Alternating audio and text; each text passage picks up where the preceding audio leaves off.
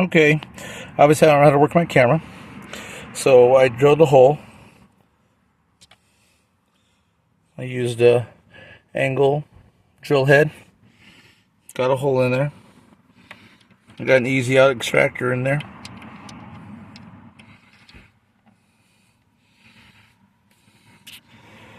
And we'll go from there.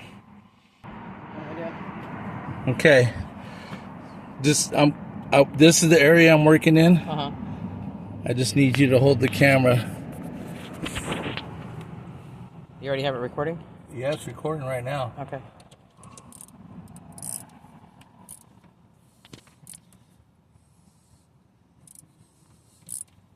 There you go.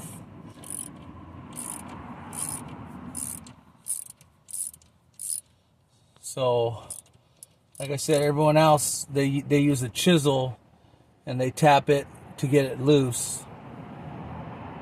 I decided to try something different and drill a hole and use an easy out. So